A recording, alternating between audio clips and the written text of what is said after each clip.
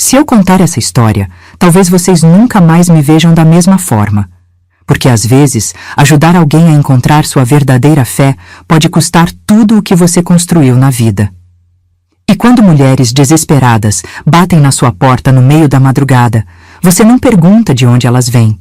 Você simplesmente abre a porta e estende a mão.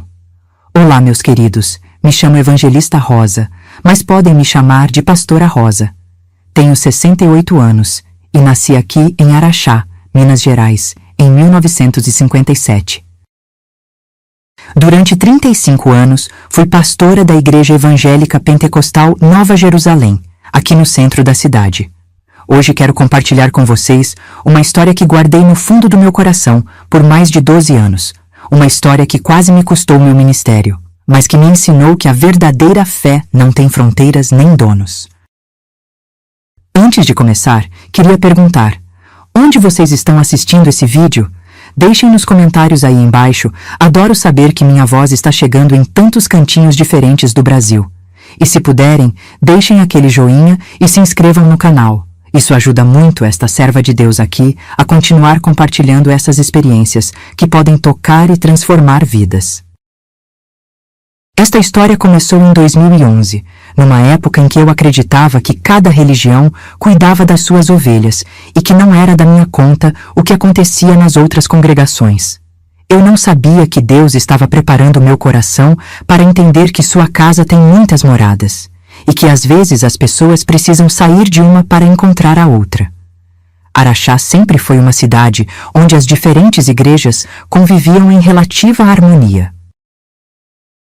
Nossa igreja evangélica pentecostal ficava numa casa antiga reformada com muito esforço e fé. A 2 quadras dali ficava o Salão do Reino das Testemunhas de Jeová, um prédio moderno e bem cuidado onde eu sempre via famílias inteiras entrando e saindo. Em 2011 eu estava com 54 anos, casada há 31 anos com o Joelson, que era o diácono da nossa igreja. Nossos filhos já estavam casados. O Marcos tinha 29 anos e morava em Belo Horizonte, e a Patrícia, de 26, tinha se mudado para Uberlândia depois do casamento. A casa ficava quieta demais, e eu começara a sentir que Deus estava me preparando para uma nova fase do ministério. Minha rotina sempre foi a mesma. Acordava às 5h30, fazia minha oração pessoal no quintal debaixo da goiabeira, preparava café para o Joelson e às 7h já estava na igreja. Nossa congregação tinha 135 membros, gente simples e trabalhadora, que vinha buscar esperança na palavra de Deus. Foi nessa época que comecei a notar algo diferente acontecendo na cidade. Ocasionalmente, via mulheres caminhando sozinhas pelas ruas durante os horários dos cultos das Testemunhas de Jeová, sempre com uma expressão perdida, como se estivessem fugindo de alguma coisa. Algumas vezes essas mulheres passavam em frente à nossa igreja e olhavam por alguns segundos antes de seguir caminho. Uma dessas mulheres me chamou mais atenção. Era a Valdirene, uma senhora de uns 45 anos, magra, sempre vestida com roupas escuras e conservadoras. Ela morava numa casa simples, na rua Tiradentes, com o marido e 2 filhas adolescentes. Eu havia há anos indo e voltando do Salão do Reino, sempre caminhando atrás do marido e das filhas, sempre com o olhar baixo. Mas nos últimos meses, comecei a vê-la sozinha em horários estranhos. Às vezes, ela passava pela nossa igreja no meio da tarde, quando deveria estar em casa ou no trabalho. Outras vezes, eu a via sentada na Praça da Matriz, olhando para o nada, com uma tristeza que dava para sentir de longe. Uma tarde de outubro, enquanto eu regava as plantas na frente da igreja, a Valdirene passou caminhando devagar e parou. Ficou ali parada uns 5 minutos, olhando para a porta da igreja, como se estivesse lutando contra alguma coisa dentro dela. Quando nossos olhos se cruzaram, ela abaixou a cabeça rapidamente e seguiu o caminho. Joelson, comentei naquela noite, tem uma senhora que fica passando aqui na frente e parece aflita. Acho que ela quer entrar, mas tem medo de alguma coisa. Rosa, cada um tem sua fé. Se ela quiser entrar, vai entrar. Não força a barra. Meu marido sempre foi sábio. mas algo no meu coração me dizia que aquela mulher estava precisando de ajuda. Na nossa igreja, sempre tivemos a política de porta aberta. Qualquer pessoa que quisesse conhecer nossa doutrina era bem-vinda, independente de onde vinha. Já tínhamos recebido católicos curiosos, espíritas em busca de algo diferente, até pessoas sem religião alguma. Nunca foi problema para nós. Mas eu não sabia que algumas religiões não viam com bons olhos quando seus membros visitavam outras igrejas. Não sabia que existiam regras rígidas sobre isso e que quebrar essas regras podia custar muito caro. Em novembro, aconteceu algo que mudou tudo. Era uma quinta-feira chuvosa. Eu estava sozinha na igreja, organizando inários, quando ouvi alguém batendo na porta lateral, aquela que fica mais escondida da rua. Quando abri, era a Valdirene, completamente encharcada de chuva, com os olhos vermelhos de chorar. Pastora, posso falar com a senhora? Eu não tenho mais ninguém para conversar. A voz dela era um sussurro desesperado. Trouxe ela para dentro, dei uma toalha para se secar, fiz um chá quente. Sentamos nos bancos da frente e ela começou a falar. O que ouvi nas próximas 2 horas me abriu os olhos para uma realidade que eu nunca tinha imaginado. Valdirene me contou que há 6 meses estava tendo dúvidas sobre algumas doutrinas das Testemunhas de Jeová. Começou quando a filha mais nova dela, de 15 anos, perguntou por que não podia comemorar o próprio aniversário. Pastora, eu não soube responder. Procurei na Bíblia, orei, mas não encontrei resposta que fizesse sentido para o meu coração. As dúvidas foram crescendo. Por que não podiam receber transfusão de sangue, mesmo em caso de vida ou morte? Por que não podiam ter amigos de outras religiões? Por que só eles tinham a verdade e todos os outros estavam perdidos? Quando comecei a fazer essas perguntas para os anciãos, eles disseram que eu estava sendo influenciada por espíritos maus, que eu precisava orar mais e estudar mais. Mas quanto mais eu estudava, mais dúvidas apareciam. O marido dela, que era um ancião respeitado na congregação, começou a ficar preocupado com o comportamento da esposa. Ele disse que se eu continuasse com essas dúvidas, ia prejudicar a posição dele na congregação. Disse que eu tinha que parar de questionar e aceitar as coisas pela fé. Mas Valdirene não conseguia parar de questionar. Pastora, como é que eu posso crer em algo que meu coração não aceita? Como é que eu posso ensinar minhas filhas algo que eu mesma não acredito mais? Ela me contou que há 3 semanas tinha sido chamada para uma reunião com os anciãos. Disseram que ela estava demonstrando espírito rebelde e que, se não mudasse de atitude, teria que ser disciplinada pela congregação. O que significa ser disciplinada?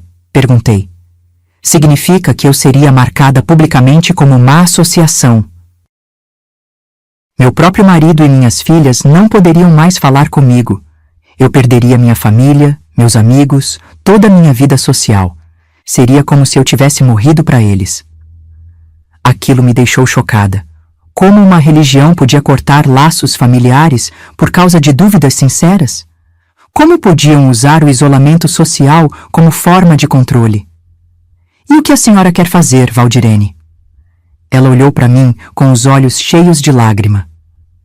Pastora, eu quero conhecer outras formas de amar a Deus. Quero entender a Bíblia sem medo de fazer perguntas, mas tenho pavor de perder minha família. Nos dias seguintes, Valdirene começou a vir na igreja fora dos horários dos cultos. Sempre discreta, sempre com medo, sempre olhando para trás, como se alguém pudesse estar seguindo ela. Conversávamos sobre as Escrituras, sobre diferentes interpretações, sobre a liberdade que Cristo veio trazer. Era lindo ver o alívio no rosto dela quando descobria que podia fazer perguntas sem ser julgada, que podia expressar suas dúvidas sem ser chamada de rebelde. Pastora, é a primeira vez em anos que me sinto livre para conversar sobre Deus sem medo. Mas a situação em casa estava ficando insustentável. O marido dela estava desconfiado, Começou a questionar aonde ela ia durante o dia, porque chegava em casa com uma energia diferente. Ontem ele achou um folheto da Igreja da Senhora na minha bolsa. Me contou numa tarde de dezembro. Ficou furioso. Disse que eu estava traindo a família e traindo a Deus. Ameaçou me denunciar para os anciãos. Foi quando ela me fez um pedido que me pegou de surpresa. Pastora, a senhora pode me batizar? Expliquei que o batismo era um passo sério, que ela precisava ter certeza absoluta da decisão, que as consequências na vida dela seriam irreversíveis. Se você se batizar na nossa igreja, sua família realmente não vai poder mais falar com você. Você tem certeza que quer pagar esse preço? Valdirene ficou em silêncio por uns minutos. Pastora, eu já paguei um preço muito alto para viver uma mentira. Agora quero pagar o preço para viver na verdade. Marcamos o batismo para o domingo seguinte, no culto da manhã. Mas na sexta-feira anterior, ela chegou na igreja em pânico. Pastora, descobriram. Meu marido contou para os anciãos que eu estava vindo aqui. Eles vão fazer uma reunião disciplinar comigo amanhã de manhã. O que isso significa? Se eu não me arrepender publicamente e prometer nunca mais pisar numa igreja de outra religião, vou ser desassociada. Vou perder tudo. Naquela noite, orei como nunca tinha orado na vida. Senhor, essa mulher está buscando a Ti de coração sincero. Me mostra o que fazer para ajudá-la. No sábado de manhã, Valdirene não apareceu. Fiquei preocupada, mas respeitei o espaço dela. No domingo, dia marcado para o batismo, também não veio. Achei que ela tinha desistido, que a pressão tinha sido forte demais. Mas na segunda-feira de manhã, às 6h, bateram na porta da minha casa. Era Valdirene, com uma mala pequena na mão e os olhos inchados de chorar. Pastora, eles me expulsaram. Ontem à noite, meu próprio marido me botou para fora de casa. Disse que eu não era mais bem-vinda na família. Minhas filhas nem puderam se despedir de mim. Meu coração se despedaçou. Abracei aquela mulher que tinha perdido tudo por causa da fé. Valdirene, você tem uma casa aqui comigo pelo tempo que precisar. Mas o que eu não sabia é que essa era apenas a primeira de muitas mulheres que viriam bater na minha porta. A notícia de que a pastora Rosa estava acolhendo ex-testemunhas ia se espalhar de uma forma que eu jamais imaginei. 2 semanas depois, era a vez da Conceição. Uma mulher de 38 anos, casada, mãe de 3 filhos pequenos. Ela chegou na igreja numa tarde de janeiro de 2012, trazendo apenas uma sacola com algumas roupas das crianças. Pastora, ouvi dizer que a senhora ajuda mulheres como eu. Conceição estava desesperada. Tinha sido criada como testemunha de Jeová desde pequena. Casou dentro da religião, nunca questionou nada até que o filho mais novo dela, de 4 anos, precisou de uma cirurgia de emergência que requeria transfusão de sangue. Pastora, eles disseram que era melhor deixar meu filho morrer do que aceitar a transfusão, que Deus ia ressuscitar ele no paraíso. Mas como é que uma mãe aceita isso? Como é que eu posso deixar meu filho morrer por uma doutrina? Ela autorizou a transfusão escondido do marido e da congregação. A criança foi salva, mas quando descobriram, foi considerada uma grave violação da lei de Deus. Eles me deram uma escolha: me arrepender publicamente, pedir perdão pela desobediência e prometer que se acontecesse de novo, eu deixaria meu filho morrer, ou ser expulsa. Conceição escolheu ser expulsa. Perdeu o marido, que ficou com a guarda dos outros 2 filhos. Perdeu a casa, perdeu toda a família estendida, mas salvou a vida do filho pequeno. Pastora, eu não me arrependo. Prefiro ser condenada pelos homens do que deixar meu filho morrer por uma regra que não entendo. Com Valdirene e Conceição morando em casa, nossa rotina mudou completamente. A casa que antes ficava quieta demais, agora estava cheia de vida. Valdirene ajudava com os trabalhos da igreja, organizava os inários, limpava o templo. Conceição cuidava do filho pequeno e começou a trabalhar numa loja de roupas no centro da cidade. Mas o mais bonito era ver a transformação espiritual das duas. Valdirene se batizou num domingo de fevereiro, num culto emocionante, onde ela testemunhou sobre sua jornada de liberdade. Eu troquei uma prisão dourada pela liberdade de amar a Deus sem medo, disse ela, com lágrimas nos olhos. Conceição demorou mais para se decidir. Pastora, eu ainda tenho medo. E se eu estiver errada? E se eu realmente estiver contrariando a vontade de Deus? Respeitei o tempo dela. Fé não se força, fé se cultiva. Foi em março que a terceira chegou. A Marlene, uma jovem de 23 anos que tinha sido criada como testemunha desde bebê. Ela chegou numa madrugada, fugindo de um casamento arranjado pelos anciãos com um homem 20 anos mais velho. Pastora, eles disseram que era vontade de Jeová, que eu tinha que aceitar porque o irmão era espiritualmente maduro. Mas ele me dava nojo, me tratava como propriedade. Quando recusei o casamento, disseram que eu estava sendo rebelde e worldly. Marlene tinha fugido na véspera do casamento, levando apenas a roupa do corpo. Prefiro viver debaixo da ponte do que casar com aquele homem. Com 3 mulheres em casa, as coisas começaram a ficar apertadas. Joelson, que no início apoiou minha decisão, começou a ficar preocupado. Rosa, nossa casa virou um abrigo, e se aparecer mais gente? Onde vamos colocar? Mas Deus sempre provê. A congregação, tocada pelas histórias que essas mulheres compartilharam, se mobilizou para ajudar. A irmã Socorro ofereceu um quartinho nos fundos da casa dela para Marlene. O seu João, que tinha uma casa vazia que herdou da mãe, cedeu para Conceição e o filho. Em abril, chegou a quarta, a Josefa, uma senhora de 62 anos que tinha sido testemunha por 40 anos. Ela chegou numa tarde de outono, carregando apenas uma Bíblia antiga e uma foto dos netos que não podia mais ver. Pastora, eu aguentei 40 anos calada.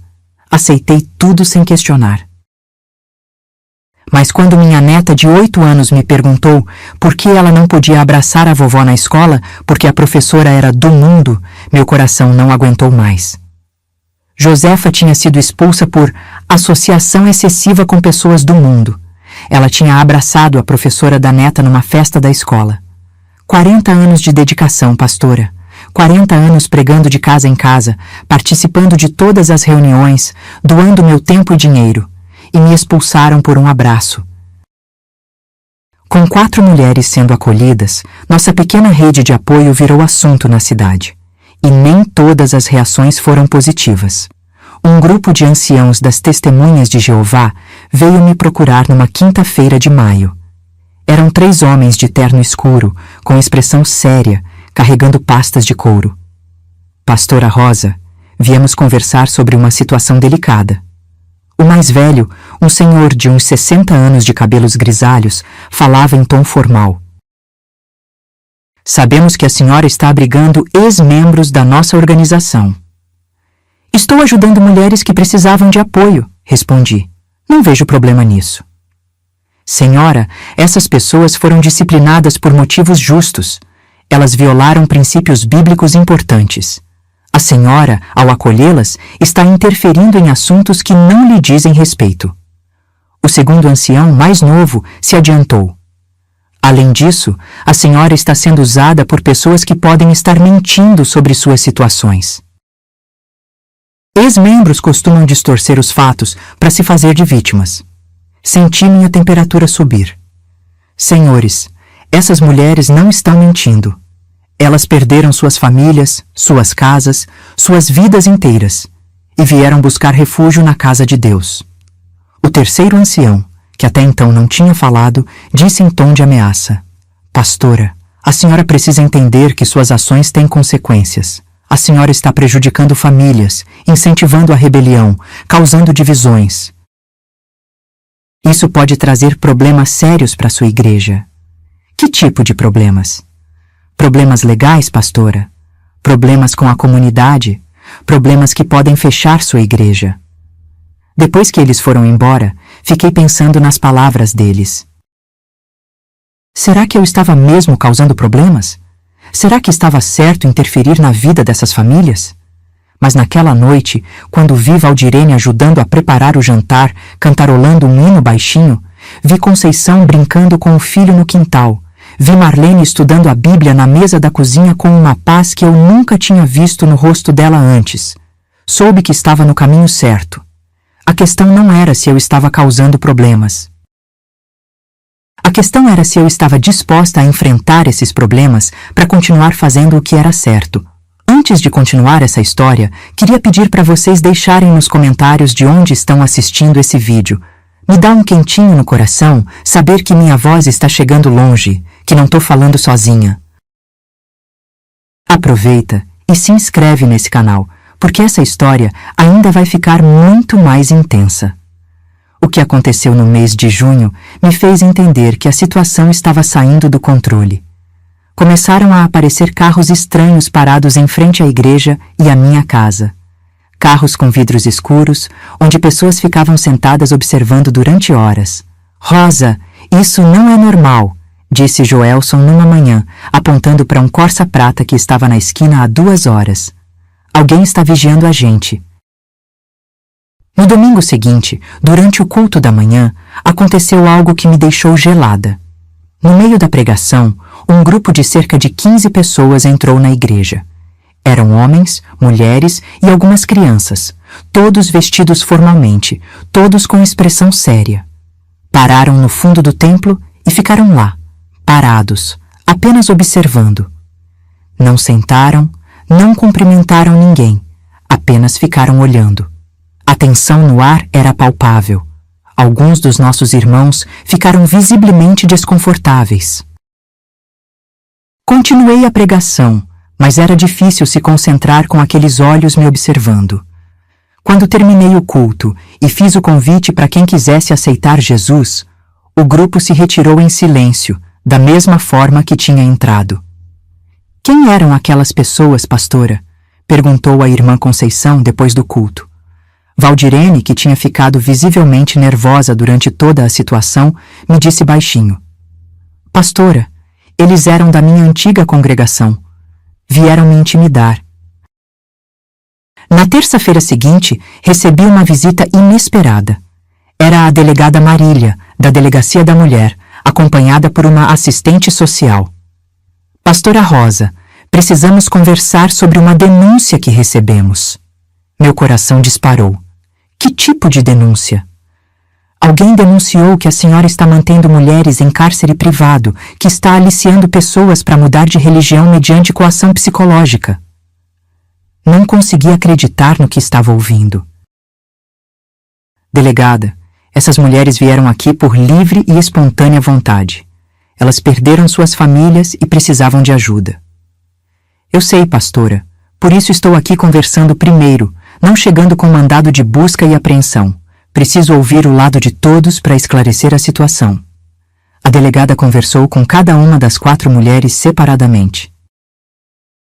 Valdirene, Conceição, Marlene e Josefa contaram suas histórias, explicaram por que tinham saído das testemunhas de Jeová, confirmaram que estavam em minha casa, por livre vontade. Pastora, pelo que pude apurar, não há crime algum aqui. Essas mulheres são maiores de idade e têm direito de escolher onde morar e qual religião seguir. Mas preciso alertá-la. Cuidado com quem tem feito essas denúncias. Eles não vão desistir fácil. Naquela semana, a pressão aumentou ainda mais. Começaram a espalhar boatos pela cidade, que eu estava recebendo dinheiro para converter pessoas, que estava usando lavagem cerebral, que estava destruindo famílias por fanatismo religioso. Na quinta-feira, 3 famílias da minha própria congregação me procuraram preocupadas. Pastora Rosa, estão falando muita coisa ruim por aí. Será que não seria melhor a senhora parar com isso? Nossa igreja pode ser prejudicada. Foi aí que eu entendi uma coisa dolorosa. O medo é contagioso. Mesmo pessoas que me conheciam há anos, que sabiam do meu caráter, estavam começando a duvidar por causa da pressão externa. No sábado, recebemos a visita mais inesperada de todas. Era a Cristiane, filha mais nova da Valdirene, de 17 anos. Ela chegou chorando, desesperada. Mãe, pelo amor de Deus, volta para casa. Papai está ficando doente de desgosto, está bebendo todo dia, não está indo mais nas reuniões. Os anciãos disseram que se você voltar e pedir perdão, eles vão considerar te reintegrar. Ver o reencontro entre mãe e filha foi de partir o coração. Valdirene abraçou a menina e chorou como se não houvesse amanhã. Minha filha, como eu senti sua falta, como eu queria poder te ver todos os dias. Então volta, mãe, volta para nós. Valdirene olhou para a filha com um amor infinito e disse: minha filha, se eu voltar, vou ter que mentir pro resto da vida. Vou ter que fingir que acredito em coisas que meu coração rejeita. Você quer que sua mãe seja uma mentirosa? Eu quero que minha mãe volte para casa. Cristiane, meu amor, a casa não é um lugar, é onde está o amor. E meu amor por você nunca mudou, independente de onde eu more ou qual igreja eu frequente. A menina ficou 2 horas em casa, chorando, implorando, tentando convencer a mãe. Quando foi embora, Valdirene ficou destroçada. Pastora, será que eu fiz a escolha certa? Será que vale a pena perder minha filha por causa da minha consciência? Valdirene, você não perdeu sua filha. Ela está sendo impedida de ter contato com você. Isso não é a mesma coisa. Um dia ela vai entender que você escolheu a verdade. Mas no domingo seguinte, aconteceu algo que quase me fez desistir de tudo. Era um domingo de julho, o culto da manhã estava normal, com cerca de 80 pessoas presentes. Eu estava pregando sobre o amor incondicional de Cristo quando, no meio da pregação, a porta da igreja se abriu e entrou um grupo grande de pessoas. Desta vez, não eram 15, eram pelo menos 30. Homens, mulheres, adolescentes, até crianças pequenas. Todos vestidos formalmente, todos com expressão grave. Eles entraram e se posicionaram estrategicamente. Alguns no fundo, outros nas laterais, alguns até na frente. O mais chocante foi quando vi quem estava liderando o grupo. Era o Rogério, marido da Valdirene, acompanhado por vários anciãos que eu já conhecia de vista. E junto com eles estavam o ex-marido da Conceição, com os 2 filhos mais velhos dela, a família da Marlene e até alguns parentes da Josefa. Valdirene ficou branca quando viu o ex-marido. Conceição começou a chorar quando viu os filhos que não via há meses. Marlene se escondeu atrás de uma das colunas da igreja. Parei a pregação. O silêncio na igreja era ensurdecedor. Todo mundo sentindo a tensão no ar, sem entender direito o que estava acontecendo. Foi quando o Rogério se adiantou e disse em voz alta: Valdirene, chegou a hora de você escolher. Ou você volta para casa agora, ou você nunca mais vai ter família. Valdirene se levantou do banco onde estava sentada, tremendo visivelmente. Rogério, eu já escolhi. Escolhi seguir minha consciência. Então você escolheu nos perder para sempre. Nesse momento, a Cristiane, que estava junto com o pai, começou a chorar. Mãe, por favor, eu preciso da senhora.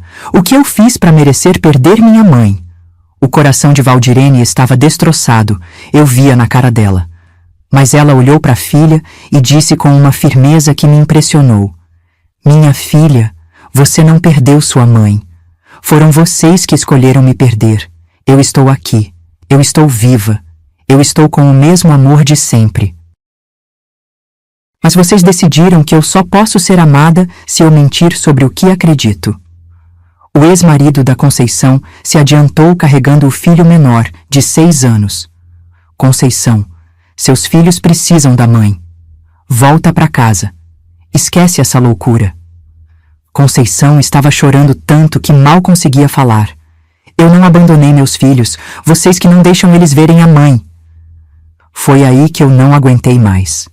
Me levantei do púlpito e disse em voz alta: Chega, essa é a casa de Deus, lugar de paz e oração.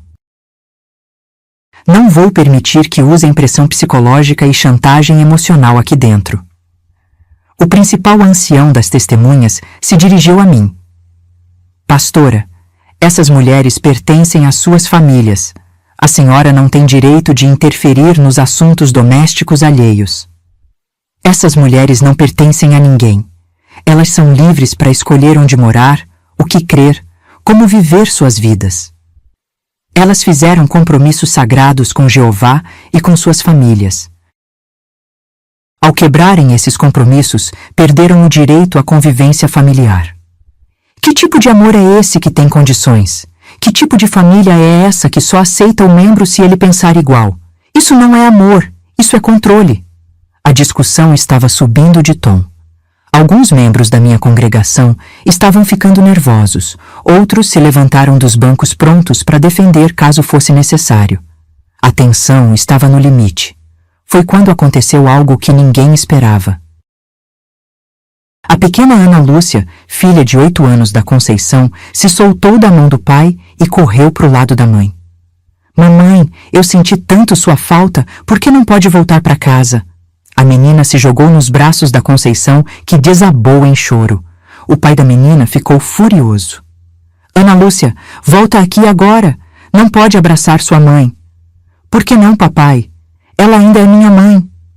Porque ela escolheu servir a Satanás em vez de servir a Jeová.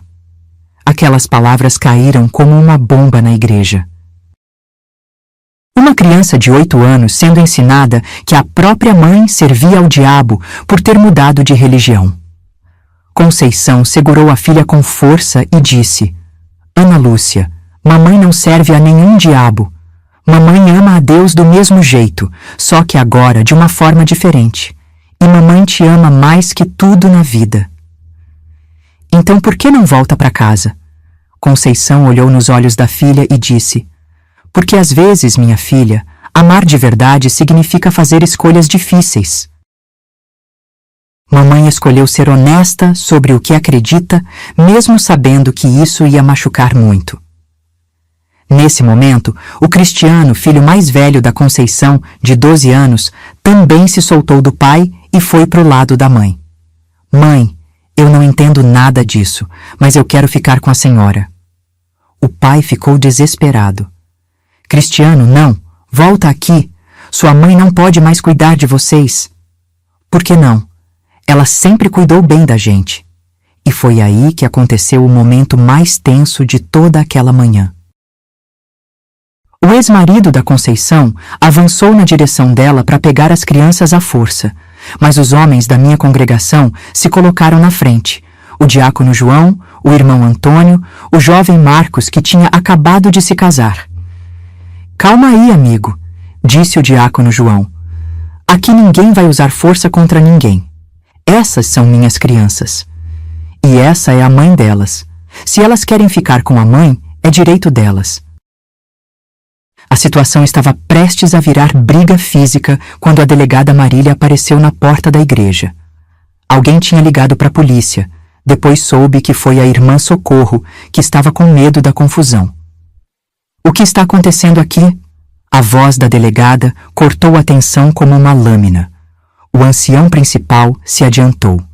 Delegada, essas mulheres foram seduzidas por essa pastora a abandonar suas famílias. Viemos buscar nossos parentes. Seduzidas? A delegada olhou para ele com desprezo. Senhor, eu já investiguei essa situação. Essas mulheres são maiores e capazes, saíram de suas casas por livre vontade. E quanto às crianças, elas têm direito de ver a mãe. Mas elas violaram os princípios da nossa religião. Senhor, no Brasil temos liberdade religiosa. Ninguém é obrigado a seguir religião nenhuma. E ninguém pode ser punido por mudar de crença.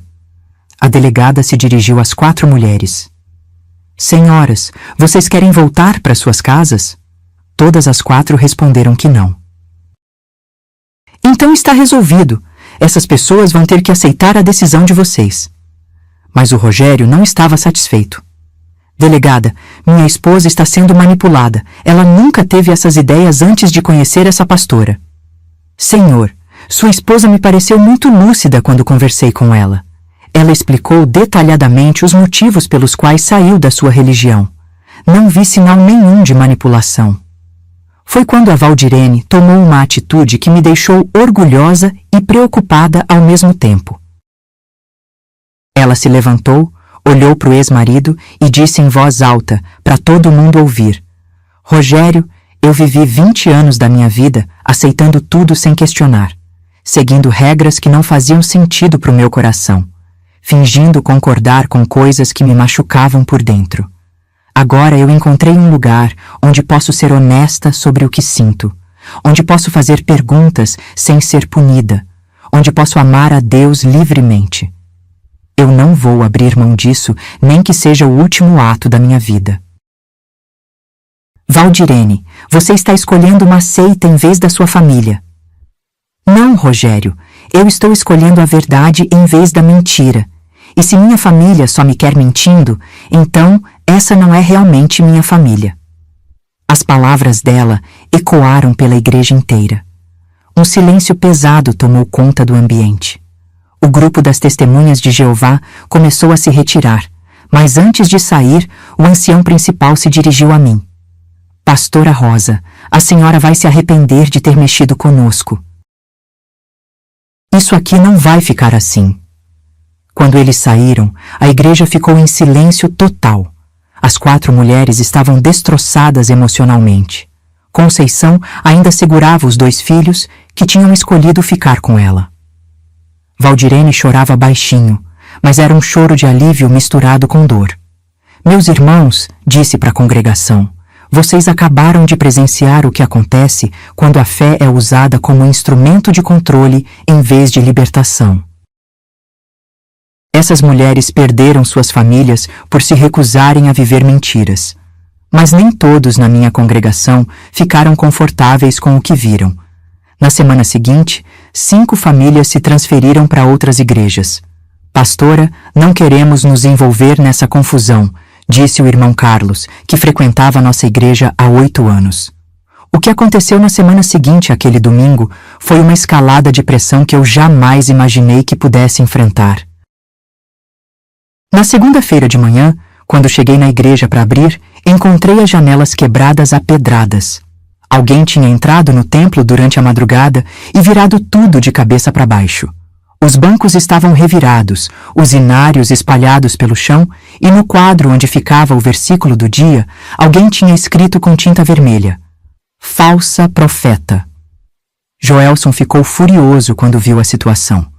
Rosa, isso passou dos limites. Vamos registrar um boletim de ocorrência. Mas quando chegamos na delegacia, o delegado nos recebeu com uma frieza que me assustou. Pastora Rosa, vocês estão causando muito problema na cidade. Talvez fosse melhor repensar essas suas ações. Era como se a culpa fosse nossa, como se merecêssemos o que estava acontecendo. Na terça-feira, começaram as ligações anônimas.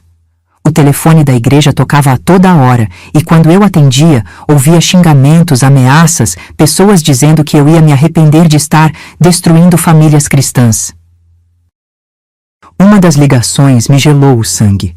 Uma voz de homem disse que sabia onde eu morava, que sabia os horários que eu ficava sozinha em casa e que eu podia sofrer um acidente a qualquer momento. Valdirene, que presenciou algumas dessas ligações, ficou desesperada. Pastora, isso é culpa minha. Se eu não tivesse vindo aqui, nada disso estaria acontecendo. Talvez seja melhor eu ir embora. Valdirene, você não vai a lugar nenhum. Se eles querem guerra, vão ter que enfrentar todas nós juntas. Mas a pressão estava vindo de todos os lados. Na quarta-feira, recebi uma visita do pastor Sebastião, da Igreja Batista da cidade, acompanhado do padre Antônio, da Paróquia Central. 2 líderes religiosos respeitados que eu conhecia há anos. Rosa, disse o pastor Sebastião, precisamos conversar. O que você está fazendo está causando um mal-estar muito grande na comunidade religiosa da cidade. Estou ajudando mulheres que precisavam de apoio espiritual. O padre Antônio, um homem sábio de 65 anos que sempre respeitei, me olhou com preocupação. Rosa, ninguém questiona suas boas intenções, mas você precisa entender que está mexendo com questões muito delicadas. Famílias estão sendo destroçadas. Essas famílias já estavam destroçadas, padre. Essas mulheres só tiveram coragem de admitir a verdade. Mas será que é seu papel interferir nos assuntos internos de outras denominações? Cada igreja tem sua forma de lidar com seus membros. Aquela conversa me fez pensar muito. Será que eu estava mesmo extrapolando meus limites? Será que tinha o direito de interferir na vida religiosa de outras pessoas? Mas na quinta-feira de manhã, quando vi Conceição brincando com os 2 filhos no quintal, rindo pela primeira vez em meses, quando vi Valdirene estudando a Bíblia com uma alegria genuína que nunca tinha visto antes, quando vi Marlene planejando seu futuro com esperança nos olhos, soube que estava no caminho certo. Na sexta-feira, a perseguição chegou ao nível pessoal. Joelson chegou em casa do trabalho com o rosto fechado. Rosa, meu patrão me chamou hoje. Disse que está recebendo pressão de alguns clientes importantes para me demitir. Clientes que são testemunhas de Jeová. Meu coração despencou. Eles estão te ameaçando no trabalho? Não diretamente, mas o recado foi claro. Ou eu convenço você a parar com isso, ou posso procurar outro emprego. Joelson trabalhava há 15 anos na mesma oficina mecânica. Era o sustento da nossa casa, nossa segurança financeira. Senti um nó na garganta. Joelson, o que você quer fazer? Ele me olhou nos olhos e disse algo que me fez ter certeza de que tinha escolhido o homem certo para ser meu companheiro. Rosa, eu te conheci como uma mulher de princípios. Me casei com uma mulher corajosa. Se você acha que está fazendo o que é certo, vamos enfrentar juntos as consequências. No sábado, a pressão chegou até nossa própria congregação de uma forma que me deixou devastada. O pastor Júnior, da Igreja Assembleia de Deus, que sempre foi nosso parceiro em eventos evangélicos da cidade, me procurou depois do culto. Pastora Rosa, os pastores da cidade se reuniram e chegaram a uma decisão. Enquanto você continuar abrigando essas ex-testemunhas de Jeová, nenhuma igreja evangélica de Araxá vai participar de eventos em conjunto com vocês. Aquilo foi como um soco no estômago. Pastor Júnior, vocês estão me isolando por estar ajudando pessoas necessitadas? Rosa, você precisa entender que isso não é só sobre ajudar pessoas. Você está criando uma crise religiosa na cidade. Está incentivando a rebelião contra autoridades espirituais. Isso pode criar um precedente perigoso. Que precedente? O precedente de que pessoas têm direito de mudar de religião se não concordam mais com ela. O precedente de que é aceitável quebrar votos sagrados, abandonar compromissos familiares, causar divisões. Rosa, você não entende a gravidade do que está fazendo. Naquela noite, eu e Joelson conversamos até altas horas. Pela primeira vez desde que tudo começou, pensei seriamente em desistir. Joelson, talvez eles tenham razão. Talvez eu esteja causando mais mal do que bem. Rosa, você se lembra por que começou a ajudar essas mulheres? Porque elas estavam sofrendo. E elas ainda estariam sofrendo se você não tivesse ajudado? Estariam. Então você tem sua resposta. No domingo seguinte, aconteceu algo que quase me fez abandonar tudo. Era o dia do batismo da Conceição, que finalmente tinha decidido se batizar na nossa igreja. Estávamos começando o culto quando percebemos que havia mais gente do que o normal. No meio da congregação, misturadas com nossos membros, estavam pelo menos 20 pessoas que eu não conhecia. Todas bem vestidas, todas com Bíblias nas mãos, todas prestando muita atenção no que estava acontecendo. Comecei a pregação normalmente, mas percebi que essas pessoas estavam anotando tudo o que eu falava, literalmente escrevendo cada palavra em bloquinhos de papel. Quando chegou a hora do batismo da Conceição, elas se posicionaram de forma a filmar e fotografar toda a cerimônia. Conceição estava radiante. Tinha escolhido um vestido branco simples e estava com os 2 filhos ao lado. Quando ela entrou na água e eu comecei a orar por ela, uma das mulheres que estava fotografando gritou: Conceição, você tem certeza do que está fazendo? Seus outros filhos estão chorando em casa, sentindo falta da mãe. O momento mais sagrado do batismo foi interrompido por aquela provocação cruel. Conceição começou a chorar, mas não de alegria, de dor. Pastora, ela sussurrou, meus outros filhos realmente estão sofrendo? Conceição, seus filhos estão sendo usados como instrumento de chantagem emocional. Isso não é amor, é manipulação. Conseguimos terminar o batismo, mas a alegria do momento foi completamente manchada. Depois do culto, várias daquelas pessoas se aproximaram dos nossos membros, tentando convencê-los de que nossa igreja estava desviada do caminho. Uma senhora idosa que eu não conhecia se dirigiu à irmã Socorro. Minha filha, você não deveria frequentar uma igreja que incentiva a rebelião contra a família. Isso não é de Deus. Foi quando percebi que não era só perseguição, era uma campanha organizada de desmoralização. Eles não estavam só tentando recuperar as mulheres que tinham saído, estavam tentando destruir nossa igreja inteira. Mas Deus tem formas misteriosas de trabalhar. Na segunda-feira seguinte ao batismo conturbado da Conceição, recebi uma ligação que mudou completamente o rumo da nossa luta. Alô, é a pastora Rosa? Era uma voz feminina que eu não reconheci. Sim, quem fala? Meu nome é doutora Helena Rodrigues, sou advogada especializada em direitos humanos e liberdade religiosa de Belo Horizonte. Li sobre sua situação no jornal Estado de Minas e gostaria de oferecer minha ajuda. Fiquei surpresa. Nossa situação saiu no jornal? Saiu sim, pastora. Um jornalista de lá de Araxá mandou uma matéria sobre o conflito religioso que está acontecendo na cidade. E posso dizer que a senhora está no lado certo da lei. A doutora Helena explicou que tinha experiência em casos similares em todo o Brasil. Pastora, o que a senhora está fazendo não só é legal, como é um direito constitucional das pessoas que a procuraram.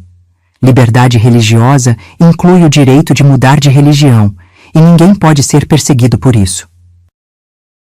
Ela se ofereceu para vir até Araxá e nos ajudar gratuitamente. Considero isso um trabalho de interesse público. Vou documentar todas as ameaças e perseguições que vocês estão sofrendo e entrar com as medidas legais necessárias. Na terça-feira, a doutora Helena chegou em Araxá acompanhada de uma equipe pequena, um jornalista independente, uma assistente social e um psicólogo especializado em traumas religiosos. Eles montaram uma espécie de base de operações na nossa igreja e começaram a documentar tudo. O jornalista, um rapaz jovem chamado Carlos Eduardo, conversou longamente com cada uma das 4 mulheres. Quero contar a história de vocês de forma respeitosa, mostrando que vocês não são vítimas de ninguém, mas mulheres corajosas que fizeram escolhas difíceis. A assistente social, doutora Márcia, avaliou a situação emocional das crianças da Conceição. Essas crianças estão visivelmente mais felizes e equilibradas com a mãe do que quando eram obrigadas a viver num ambiente de tensão religiosa constante. O psicólogo, Dr. Fernando, passou 2 dias conversando com as mulheres sobre seus traumas. Pastora, ele me disse depois, essas mulheres sofreram o que chamamos de abuso espiritual. Não são casos isolados, acontecem em vários grupos religiosos autoritários. Na quarta-feira, aconteceu algo que ninguém esperava, a doutora. Helena estava na delegacia registrando formalmente todas as ameaças que tínhamos recebido quando apareceu lá a irmã Neuza, uma mulher de 50 anos que eu conhecia de vista, mas que nunca tinha conversado. Doutora, ela disse para a doutora Helena, posso falar com a senhora? Eu também saí das Testemunhas de Jeová há 2 anos, mas não tive coragem de procurar ajuda. Descobrimos que Neuza estava vivendo sozinha, isolada da família, trabalhando como faxineira para se sustentar, sofrendo em silêncio há 2 anos. Quando vi a história da pastora Rosa no jornal, pensei, finalmente alguém que entende pelo que a gente passa. Trouxemos Neuza para nossa rede de apoio. Ela estava numa situação bem mais estável que as outras. Já tinha emprego e casa própria, mas precisava desesperadamente de apoio emocional e espiritual. Na quinta-feira, a doutora Helena organizou uma coletiva de imprensa na nossa igreja. Vieram jornalistas de Belo Horizonte, de Uberlândia, até uma equipe de TV de uma emissora regional. A igreja ficou lotada de repórteres, câmeras, equipamentos. Valdirene, Conceição, Marlene e Josefa contaram suas histórias publicamente pela primeira vez. Foi emocionante e corajoso. Valdirene disse: "Não estamos aqui para atacar a religião de ninguém. Estamos aqui para defender nosso direito de seguir nossa consciência." Conceição, com os filhos ao lado, declarou: "Prefiro ser uma mãe honesta do que uma mãe mentirosa. Meus filhos merecem conhecer quem sua mãe realmente é." Marlene falou sobre liberdade de escolha. Ninguém deveria ser obrigado a casar com alguém que não ama por pressão religiosa. O amor não pode ser forçado. Josefa, mesmo com 62 anos, mostrou uma coragem impressionante. 40 anos da minha vida eu vivi mentindo para mim mesma. Não vou passar os anos que me restam fazendo a mesma coisa. A repercussão foi imediata. No dia seguinte, o telefone da igreja não parava de tocar. Mas desta vez não eram ameaças. Eram mulheres de outras cidades ligando para contar histórias parecidas, perguntando se podiam receber ajuda similar. Uma ligação me marcou especialmente. Era de uma jovem de 19 anos, de Uberlândia, que tinha sido expulsa de casa pelos pais por se recusar a ser batizada como testemunha de Jeová. "Pastora, posso ir aí? Não tenho mais para onde ir." Percebemos que o problema era muito maior do que imaginávamos. Não era só em Araxá. Não eram só aquelas 4 mulheres. Havia centenas, talvez milhares de pessoas em situações similares em todo o Brasil. A doutora Helena teve uma ideia que mudou tudo. "Pastora, que tal criarmos uma rede nacional de apoio? Igrejas e organizações dispostas a ajudar pessoas que saem de grupos religiosos autoritários?" Na sexta-feira, recebemos uma visita que me deixou emocionada. Era o pastor Henrique, de uma igreja metodista de Belo Horizonte, acompanhado por outros 5 pastores de denominações diferentes. "Pastora Rosa", disse o pastor Henrique, "viemos aqui apoiar o que a senhora está fazendo. Sabemos que os pastores de Araxá a abandonaram, mas queremos que saiba que tem irmãos em Cristo que entendem sua missão." Um dos pastores, o pastor Roberto da Igreja Presbiteriana, disse algo que me tocou profundamente. "Pastora, o que a senhora está fazendo é o que Jesus faria. Está acolhendo os rejeitados, consolando os aflitos, libertando os oprimidos." Eles se ofereceram para formar uma rede de apoio interdenominacional. "Sempre que a senhora precisar de ajuda, pode contar conosco. E se outras pessoas procurarem nossas igrejas em situações similares, vamos direcioná-las para cá." No sábado, aconteceu algo que me fez entender que nossa luta estava ganhando uma dimensão que eu jamais imaginei. Chegou em Araxá um ônibus de São Paulo com 30 pessoas, ex-membros de várias religiões autoritárias que queriam conhecer pessoalmente nossa experiência. Não eram só ex-testemunhas de Jeová. Tinha gente que tinha saído de igrejas neopentecostais controladoras, de grupos espíritas autoritários, até de alguns católicos que tinham tido problemas com padres rígidos demais. "Pastora", disse uma senhora de uns 60 anos que tinha vindo de São Paulo, "a senhora não imagina o que representa para a gente saber que existem líderes religiosos dispostos a nos acolher sem julgamento." Fizemos um culto especial naquele sábado à noite. A igreja ficou completamente lotada. Gente sentada no chão, encostada nas paredes, até do lado de fora. Foi um culto de celebração da liberdade religiosa, de gratidão a Deus pela coragem de seguir a consciência. Durante aquele culto, percebi que o que tinha começado como a história de 4 mulheres corajosas tinha se transformado em algo muito maior. Tinha se tornado um movimento de libertação espiritual. "Meus irmãos", disse no final da pregação, "hoje aprendi que a igreja verdadeira não tem placas na porta, nem denominações específicas. A igreja verdadeira é onde quer que pessoas se reúnam para amar a Deus livremente, sem medo, sem controle, sem manipulação."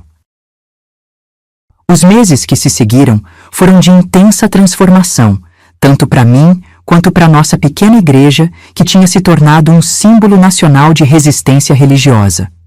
Em setembro de 2012, com a ajuda da doutora Helena, conseguimos formalizar legalmente a Rede Nacional de Acolhimento Religioso, uma organização sem fins lucrativos dedicada a ajudar pessoas em transição religiosa. A primeira sede oficial foi instalada numa casa que conseguimos alugar ao lado da igreja, com recursos doados por simpatizantes de todo o Brasil. A casa tinha 5 quartos, uma sala grande que transformamos em espaço de aconselhamento, uma cozinha comunitária e um quintal onde as crianças podiam brincar. Valdirene se tornou a coordenadora geral da casa de acolhimento. Pastora, ela me disse, descobri qual é meu verdadeiro chamado na vida. É usar minha experiência de dor para ajudar outras pessoas a encontrar sua liberdade. Em 3 meses, já tínhamos acolhido 15 mulheres e 8 crianças vindas de várias cidades de Minas Gerais e até de outros estados.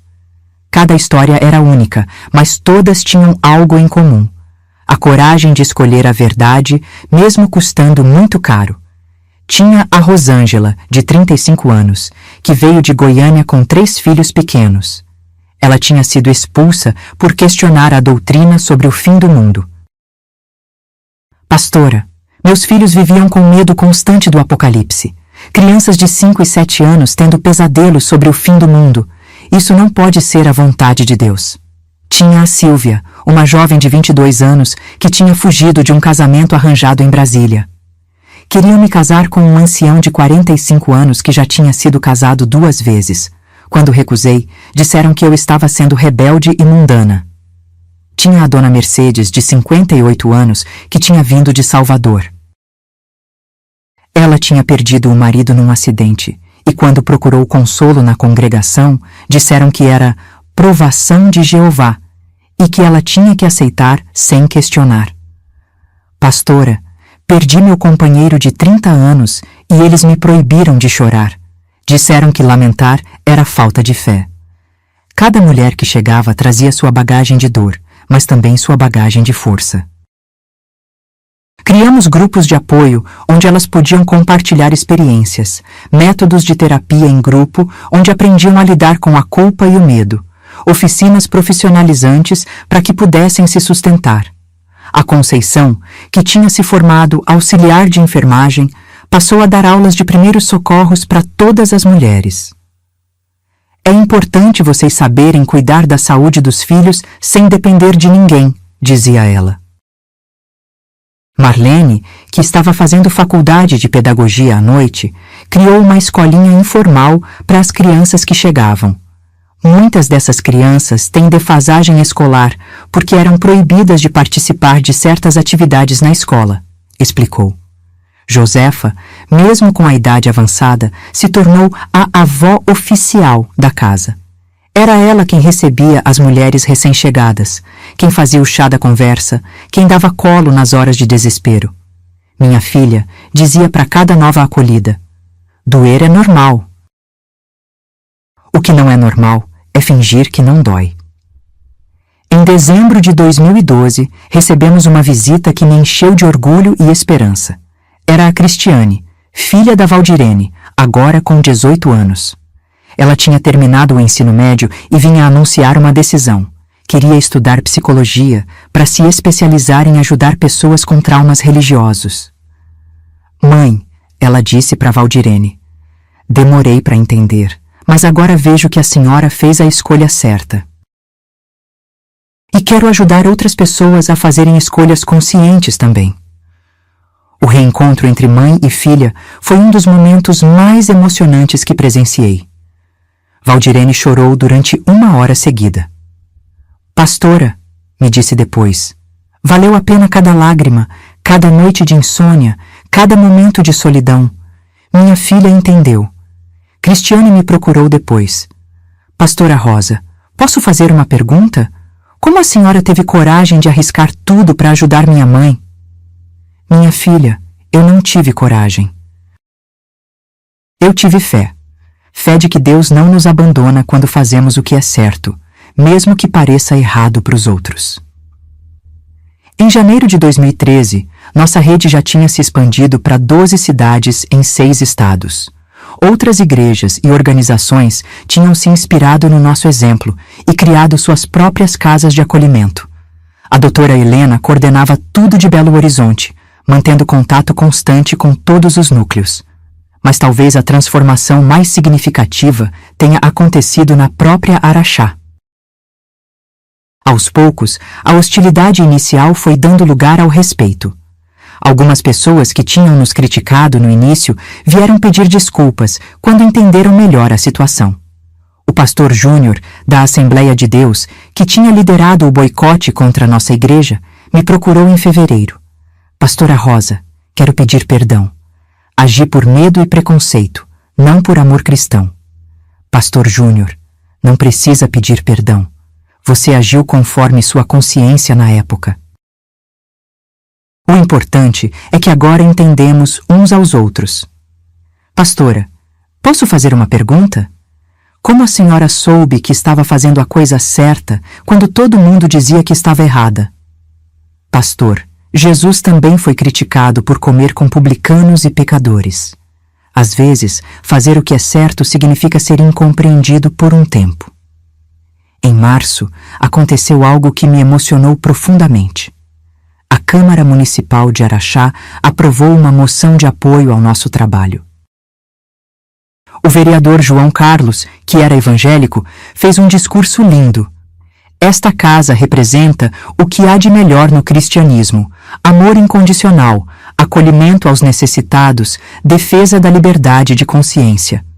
Até o prefeito, que no início tinha preferido se manter neutro, veio visitar nossa casa de acolhimento.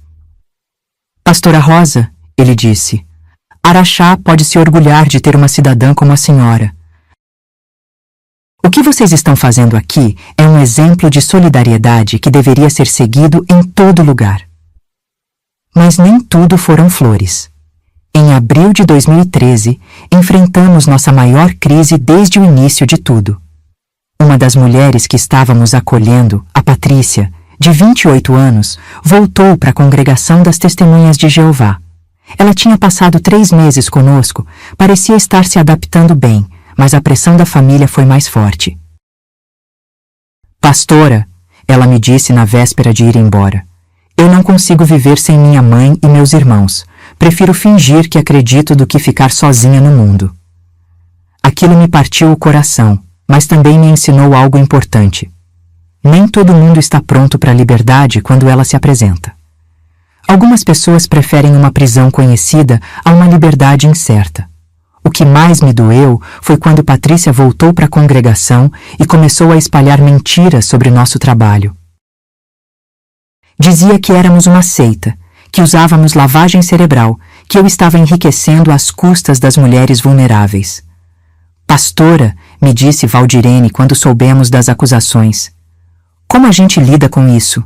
Como a gente perdoa alguém que a gente ajudou e que agora está nos atacando? Valdirene, a gente perdoa porque entende que ela está fazendo isso por medo, não por maldade, e porque sabemos que nossa consciência está limpa. Mas as acusações da Patrícia trouxeram consequências. Algumas famílias que estavam pensando em nos procurar desistiram. Alguns doadores pararam de contribuir. Por um momento, parecia que todo o nosso trabalho estava sendo questionado. Foi aí que aconteceu algo que restaurou minha fé na justiça divina. A própria Cristiane, filha da Valdirene, que agora estava cursando psicologia, escreveu uma carta aberta que foi publicada no jornal local. Como filha de uma mulher que foi acolhida pela pastora Rosa, quero testemunhar que o trabalho realizado por ela é de amor genuíno, não de manipulação. Minha mãe não foi convencida a sair de sua religião. Ela foi apoiada numa decisão que já tinha tomado em seu coração. E hoje posso dizer que recuperei uma mãe livre, autêntica e feliz. A carta da Cristiane foi republicada em jornais de várias cidades e ajudou a esclarecer muitas dúvidas que tinham surgido. Em maio, recebemos uma visita que mudou completamente nossa perspectiva sobre o futuro do trabalho. Era o Dr. Ricardo Marques, um sociólogo da USP que estava fazendo uma pesquisa sobre liberdade religiosa no Brasil. Pastora Rosa, ele disse, vocês estão fazendo um trabalho pioneiro no país. Existem pouquíssimas iniciativas organizadas de apoio a pessoas em transição religiosa. Ele nos propôs uma parceria com a universidade para documentar cientificamente nossos métodos, criar protocolos de atendimento que pudessem ser replicados em outros lugares, formar profissionais especializados nesse tipo de acolhimento. O que vocês aprenderam na prática aqui pode ajudar milhares de pessoas em todo o Brasil, explicou. Em junho, inauguramos o primeiro curso de Especialização em Acolhimento de Transições Religiosas, em parceria com a USP. Vieram estudantes de Psicologia, Serviço Social, Teologia e Direito de várias universidades do país. Valdirene, Conceição, Marlene e Josefa se tornaram as principais palestrantes do curso, contando suas experiências do ponto de vista das acolhidas. Era emocionante ver como suas histórias de dor tinham se transformado em instrumentos de cura para outras pessoas. Quando compartilho minha história, disse Conceição numa das aulas, vejo nos olhos dos ouvintes que eles entendem que não estão sozinhos, e isso já vale todos os sofrimentos que passei. Em julho, aconteceu algo que me fez entender que nossa missão estava se expandindo além do que eu jamais sonhei. Recebemos uma carta de uma mulher do Canadá que tinha lido sobre nosso trabalho na internet. Cara pastora Rosa, dizia a carta, sou brasileira, moro no Canadá há 15 anos e passei pela mesma situação que as mulheres que a senhora acolhe. Gostaria de criar algo similar aqui para ajudar brasileiros que vivem longe da família e passam por crises religiosas. Descobrimos que nossa história tinha repercutido internacionalmente. Começamos a receber contatos de brasileiros vivendo nos Estados Unidos, na Europa, até no Japão, que queriam replicar nossa experiência em suas comunidades. A doutora Helena teve a ideia de criar um site internacional onde pessoas em situações similares pudessem se conectar, trocar experiências, pedir ajuda. Pastora, vocês criaram algo maior que uma casa de acolhimento. Criaram um movimento de libertação religiosa. Em agosto, nossa rede já atendia mais de 200 pessoas simultaneamente em 25 cidades. Tínhamos psicólogos voluntários, advogados especializados, assistentes sociais, pedagogos, até médicos que atendiam gratuitamente as pessoas em transição. Mas talvez o momento mais emocionante tenha sido quando a pequena Ana Lúcia, filha da Conceição, agora com 9 anos, me fez uma pergunta que me marcou para sempre. Tia Rosa, por que algumas pessoas ficam bravas quando outras pessoas mudam de igreja? Como explicar para uma criança de 9 anos conceitos complexos como controle religioso, manipulação emocional, liberdade de consciência? Ana Lúcia, sabe quando você está brincando com suas bonecas e alguém quer mudar as regras da brincadeira? Sei. Às vezes as pessoas ficam bravas porque têm medo que, se uma pessoa sair, outras também vão querer sair, e aí elas vão ficar sozinhas. Mas se a brincadeira é boa, as pessoas não vão querer sair, né? Exatamente, minha filha. Se a religião é boa de verdade, as pessoas vão querer ficar por amor, não por medo. A sabedoria de uma criança de 9 anos resumiu em 2 frases o que levamos meses para entender. Em setembro, comemoramos o primeiro aniversário da nossa casa de acolhimento com uma festa que reuniu mais de 300 pessoas. Vieram ex-acolhidas de todo o Brasil, familiares que tinham se reconciliado, profissionais que trabalhavam conosco, apoiadores de várias cidades. Valdirene fez um discurso que me emocionou às lágrimas. Há 1 ano e meio, eu era uma mulher desesperada que não sabia onde buscar ajuda. Hoje sou uma mulher realizada que ajuda outras pessoas a encontrar seu caminho. E tudo começou porque uma pastora corajosa abriu a porta da igreja numa noite chuvosa.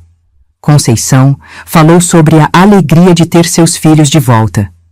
Hoje meus 3 filhos moram comigo Estudam numa escola onde podem participar de todas as atividades, têm amigos de várias religiões e sabem que são amados incondicionalmente.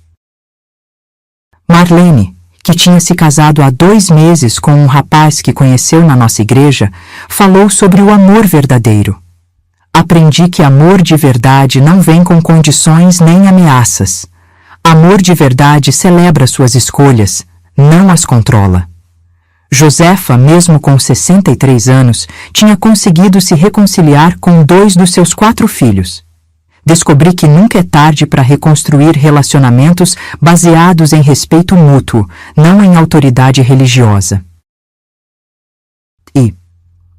O ano de 2014 trouxe algumas das maiores alegrias e também dos maiores desafios da nossa jornada. Em janeiro, aconteceu algo que eu jamais pensei que veria. O Rogério, ex-marido da Valdirene, apareceu na nossa casa de acolhimento. Ele não veio com agressividade ou hostilidade como das outras vezes. Veio humilde, cabisbaixo, pedindo para conversar com a ex-esposa. Valdirene, ele disse, posso falar contigo? Preciso te pedir uma coisa. Eles conversaram por mais de 2 horas no quintal da casa, enquanto eu e as outras mulheres ficamos ansiosas esperando. Quando terminaram, Valdirene veio me procurar com os olhos vermelhos de chorar. Pastora, ele pediu perdão. Disse que passou esses 2 anos refletindo sobre tudo o que aconteceu, que conversou com psicólogos, que entendeu que o amor verdadeiro não pode ter condições. E o que você respondeu? Que perdoo, mas que não vou voltar. Que encontrei minha identidade aqui e não abro mão dela, mas que podemos tentar ser amigos pelo bem da nossa filha. Rogério não voltou para a congregação das testemunhas depois dessa conversa. Não se converteu à nossa igreja também. Simplesmente parou de frequentar qualquer religião organizada. Preciso de um tempo para pensar sobre o que realmente acredito, disse ele. O mais bonito foi ver como isso afetou a Cristiane. Pela primeira vez em 2 anos, ela pode ter os 2 pais presentes na sua formatura do ensino médio, sem constrangimento, sem conflito, apenas celebrando juntos uma conquista da filha.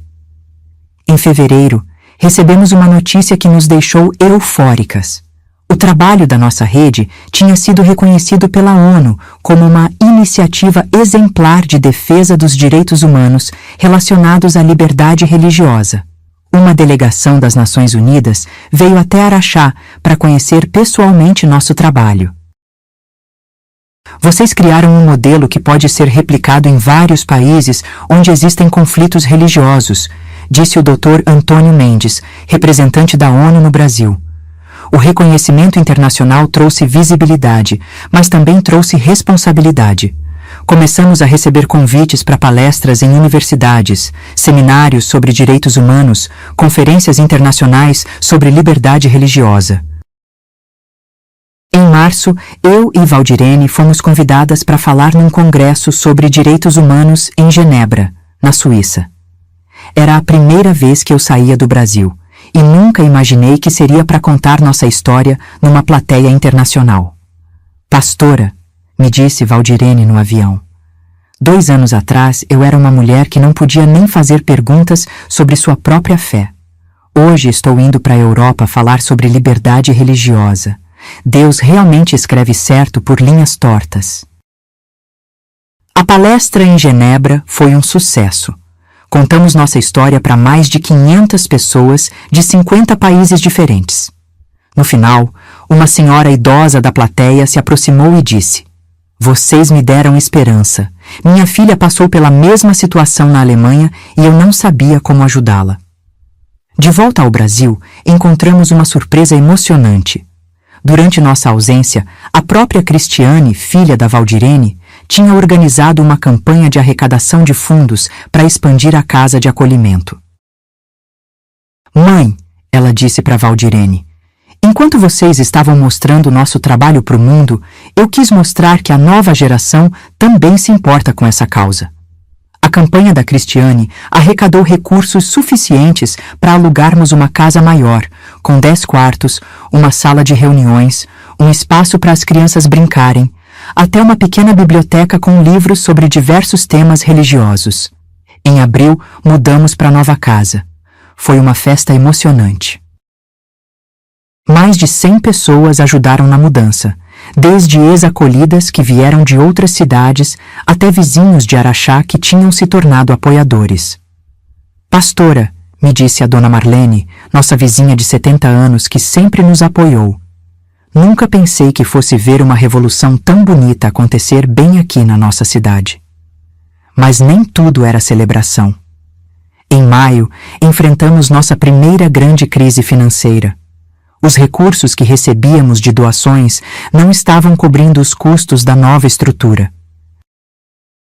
Por um momento, pensei que teríamos que reduzir drasticamente nosso atendimento. Foi quando aconteceu algo que restaurou minha fé na providência divina. O empresário José Carlos, dono de uma rede de supermercados em Minas Gerais, nos procurou. Ele tinha lido sobre nosso trabalho e queria fazer uma parceria. Pastora Rosa, ele disse, minha própria filha passou por uma situação similar há alguns anos. Ela saiu de uma igreja que considerávamos muito rígida, e eu não soube como apoiá-la na época. Quero ajudar outras famílias a não passarem pelo que passamos. José Carlos se tornou nosso principal mantenedor financeiro, garantindo a sustentabilidade da casa por pelo menos 5 anos. Não quero publicidade nem reconhecimento, disse ele. Quero apenas saber que outras famílias não vão sofrer por falta de apoio. Em junho, aconteceu algo que me encheu de esperança sobre o futuro do nosso trabalho. A Marlene, que tinha se formado em pedagogia, veio me procurar com uma proposta. Pastora, quero montar uma escola especial para filhos de pessoas em transição religiosa. Ela tinha percebido que muitas crianças que chegavam até nós tinham dificuldades específicas, medo de participar de atividades mundanas, dificuldade de fazer amizades fora do grupo religioso, ansiedade sobre temas como morte e fim do mundo. Essas crianças precisam de um ambiente educacional que entenda suas particularidades, que as ajude a se integrar gradualmente à sociedade mais ampla, explicou Marlene. Com o apoio do José Carlos, conseguimos montar uma escolinha experimental com 20 crianças. Foi um sucesso absoluto. As crianças floresceram num ambiente onde podiam fazer perguntas, celebrar aniversários, participar de festivais folclóricos, tudo sem culpa ou medo. Em julho, recebemos uma visita que me emocionou profundamente.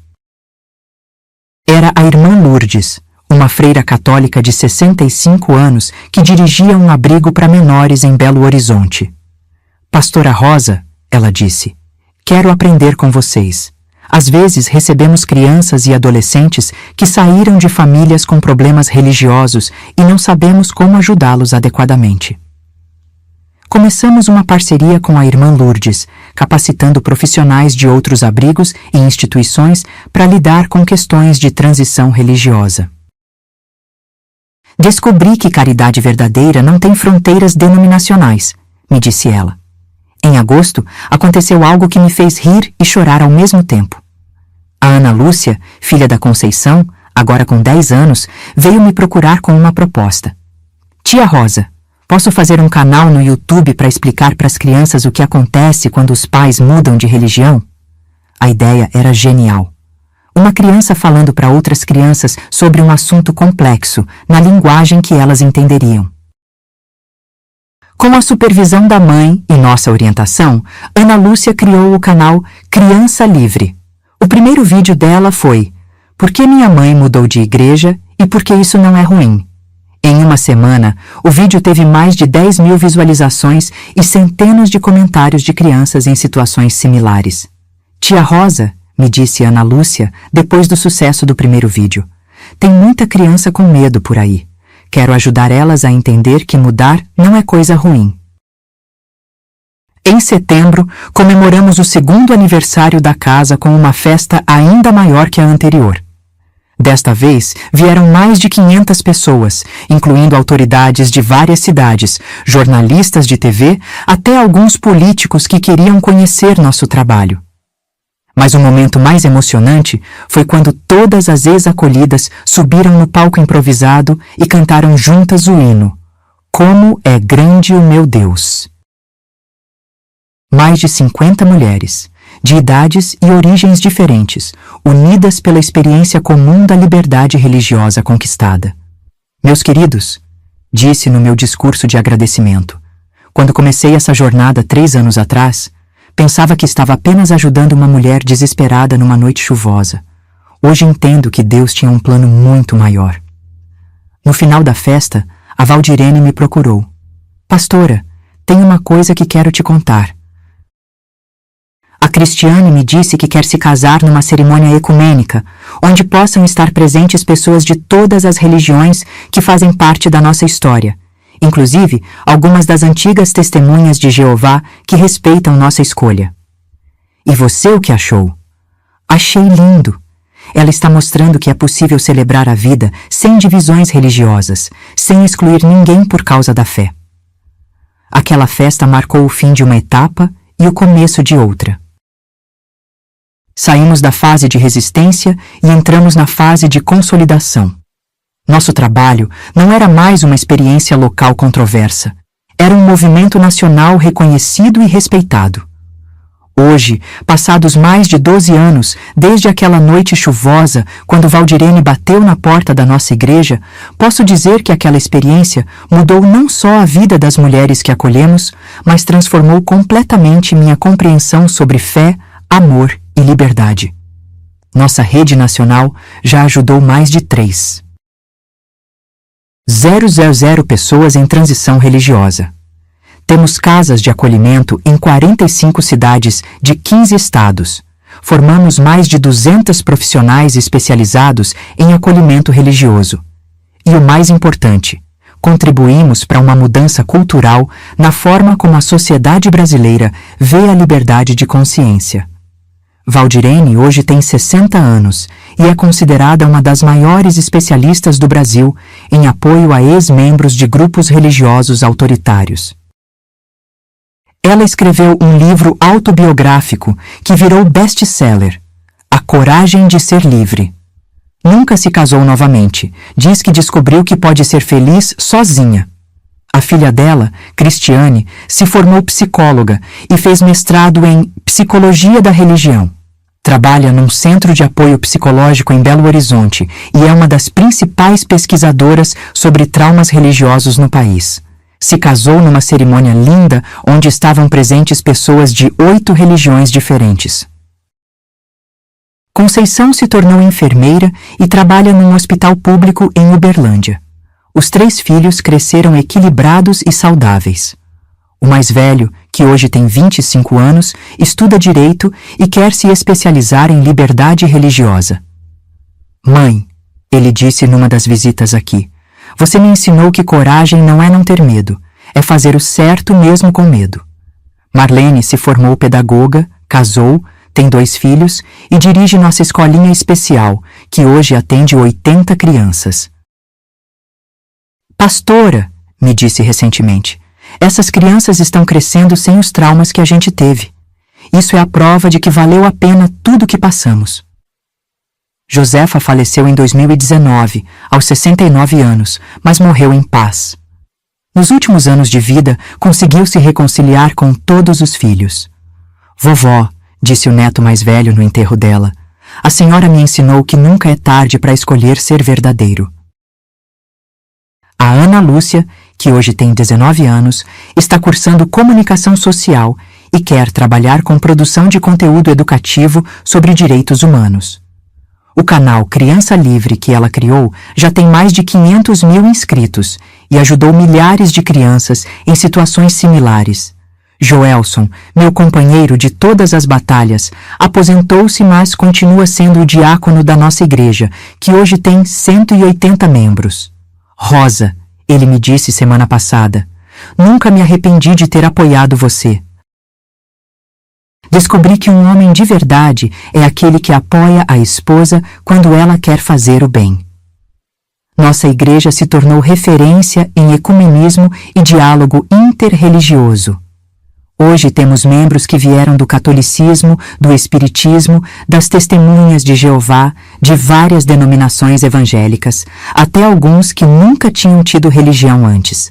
Aqui, costumo dizer, o que importa não é de onde você veio, mas para onde está indo.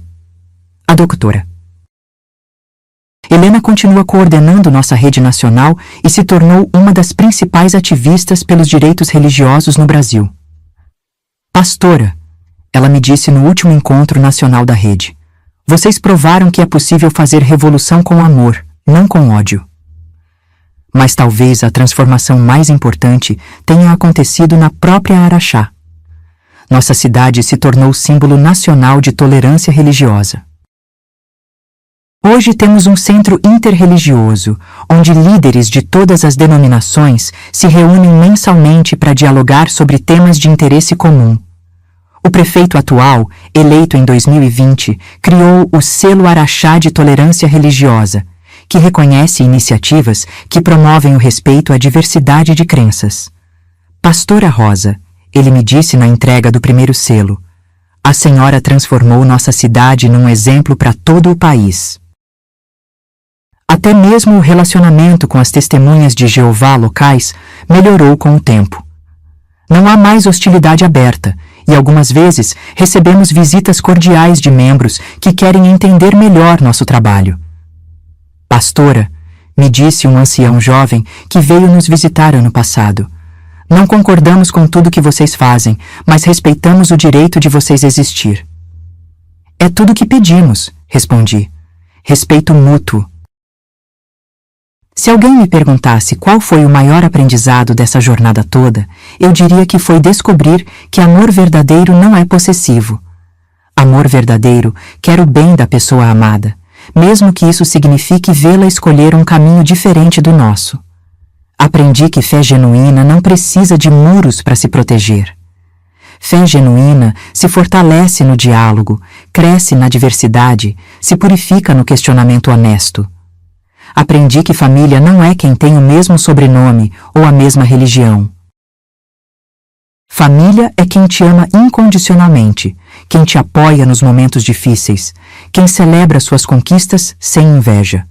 E aprendi que Deus é muito maior que qualquer igreja ou organização religiosa. Deus não cabe numa doutrina só, não se limita a um grupo só, não ama só quem pensa de um jeito só. Pastora, me perguntou uma jornalista numa entrevista recente. Se pudesse voltar no tempo, faria tudo de novo? Faria tudo de novo e muito mais, respondi sem hesitar. Porque descobri que vale mais a pena ter a consciência tranquila dormindo numa cama simples do que ter todo o conforto do mundo dormindo com peso na consciência. Hoje, aos 68 anos, continuo pastoreando nossa igreja, coordenando a casa de acolhimento, dando palestras pelo Brasil todo. Não me aposentei e não pretendo me aposentar enquanto Deus me der forças. Pastora, me disse Valdirene ontem, a gente mudou o mundo ou o mundo mudou a gente? Acho que os dois, respondi. Mudamos nosso pequeno pedaço do mundo e o mundo nos mudou para melhor. Meus queridos que acompanharam essa história até aqui, sei que foi longa, sei que mexeu com o coração de vocês. Mas precisava contar tudo, porque cada detalhe dessa jornada me ensinou algo sobre coragem, fé e amor. Se vocês estão passando por alguma situação parecida, seja qual for sua religião, seja qual for sua família, quero que saibam que não estão sozinhos, que existem pessoas dispostas a apoiá-los. Que têm direito de seguir sua consciência, que amor verdadeiro não vem com condições. A verdadeira fé não precisa de prisões para se manter viva.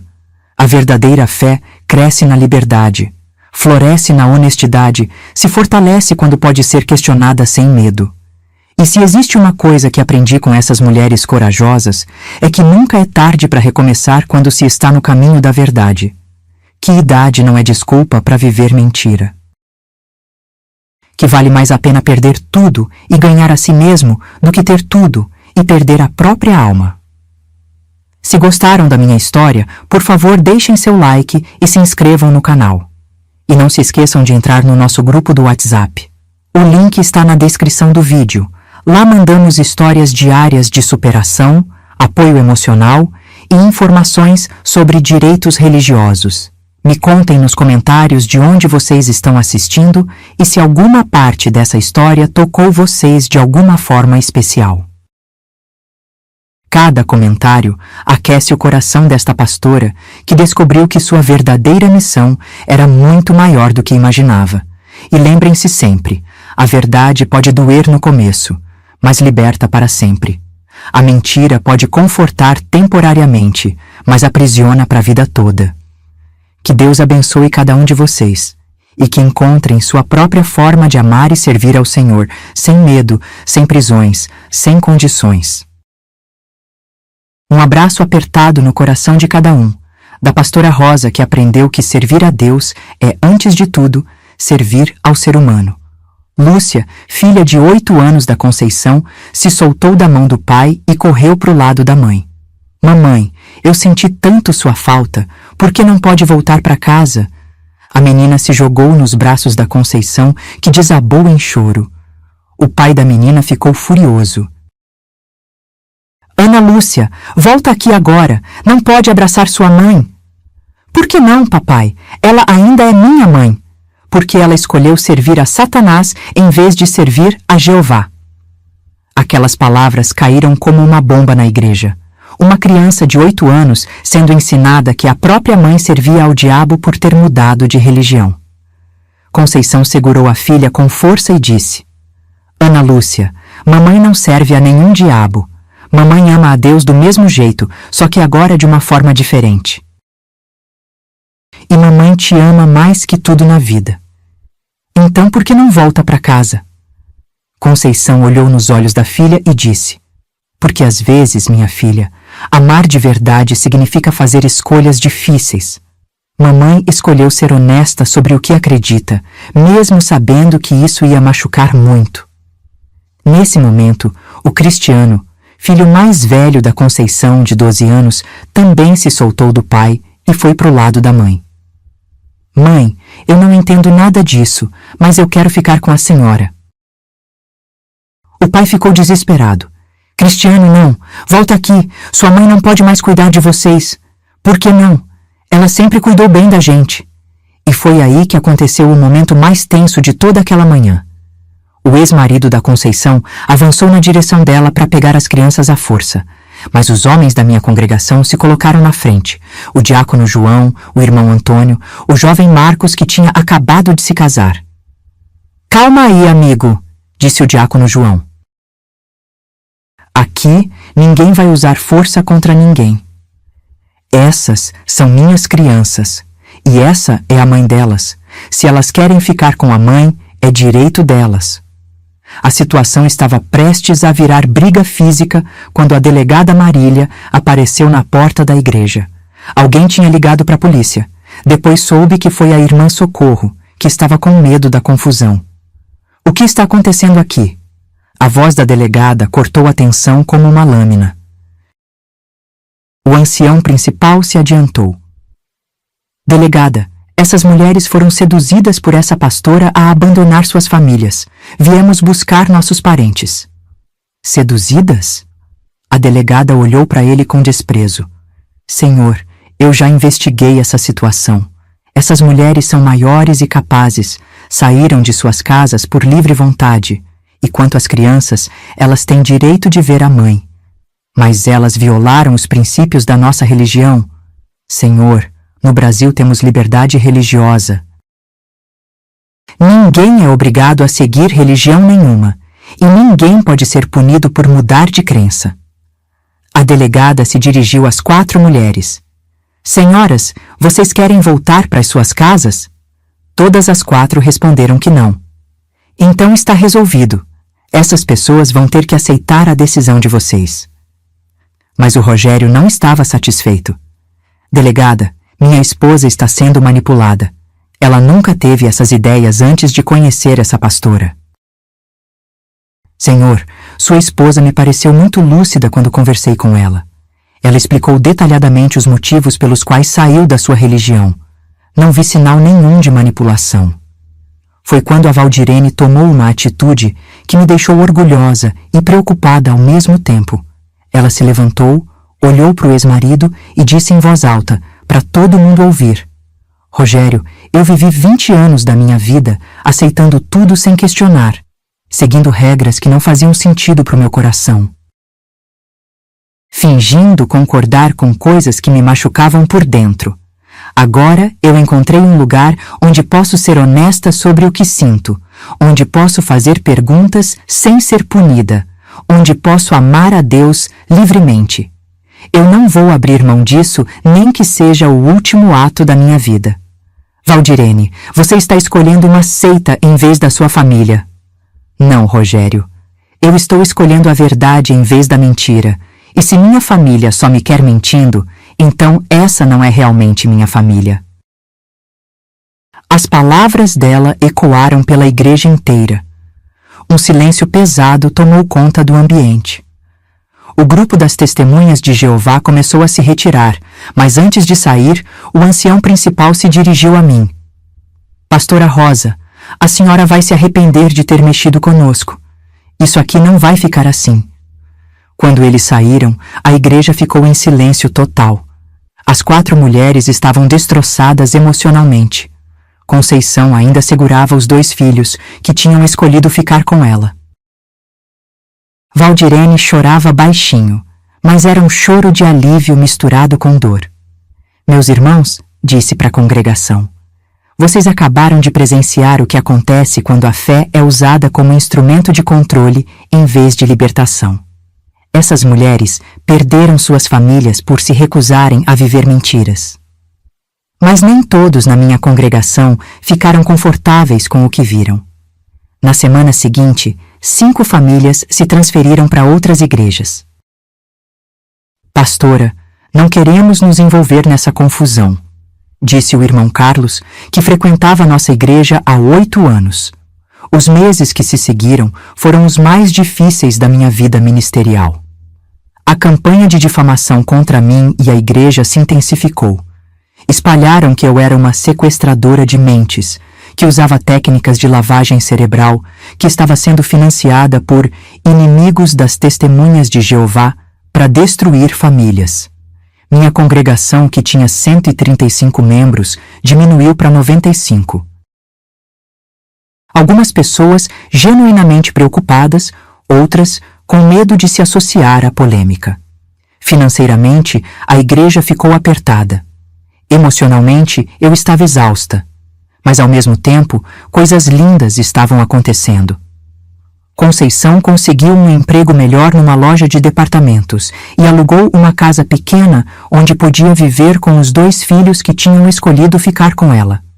O ex-marido ainda tentava criar dificuldades legais, mas a justiça reconheceu o direito dela de ter os filhos. Marlene se inscreveu num curso técnico de enfermagem e conheceu um rapaz evangélico na igreja. Pastora, pela primeira vez na vida, eu posso namorar alguém sem ter que pedir autorização para os anciãos, sem ter que seguir regras de como sentar, como conversar, como me vestir. Valdirene se tornou uma das líderes do Ministério de Mulheres da nossa igreja. Sua experiência ajudou muitas outras pessoas que estavam passando por crises de fé. Pastora, descobri que meu dom não era só seguir regras, era ajudar pessoas a encontrar seu próprio caminho com Deus. Josefa, mesmo com 62 anos, recomeçou a vida. Conseguiu um trabalho meio período numa creche municipal e se especializou em cuidar de crianças cujos pais tinham problemas religiosos familiares. Pastora, nunca é tarde para começar de novo quando se está no caminho certo. Em setembro de 2012, recebemos uma visita que mudou tudo. Era a doutora Beatriz, uma psicóloga especializada em recuperação de traumas religiosos que vinha de Belo Horizonte. Pastora Rosa, soube do trabalho que a senhora está fazendo aqui em Araxá. Vim propor uma parceria. Ela explicou que trabalhava com pessoas que saíam de grupos religiosos rígidos e precisavam de apoio psicológico para se readaptar à sociedade. Muitas dessas pessoas desenvolvem o que chamamos de síndrome do ex-membro. Depressão, ansiedade, dificuldade de tomar decisões, medo excessivo de estar errado, elas precisam de ajuda profissional. Começamos a trabalhar juntas. Uma vez por mês, a doutora Beatriz vinha até Araxá para atender as mulheres que eu estava acolhendo. O resultado foi impressionante. Elas começaram a se recuperar não só espiritualmente, mas psicologicamente. Com o apoio psicológico adequado, Conceição conseguiu processar a culpa que sentia por ter destruído a família. Valdirene aprendeu a lidar com o luto pela perda dos relacionamentos familiares. Marlene desenvolveu autoestima e capacidade de tomar decisões próprias. Mas a mudança mais significativa aconteceu em dezembro de 2012. A filha da Valdirene, a Cristiane, apareceu na igreja numa terça-feira à noite, sozinha, sem avisar, nervosa. Mãe, posso conversar com a senhora? Elas conversaram por mais de 3 horas. Cristiane contou que há meses estava observando a transformação da mãe, via como ela parecia mais feliz, mais em paz, mais autêntica.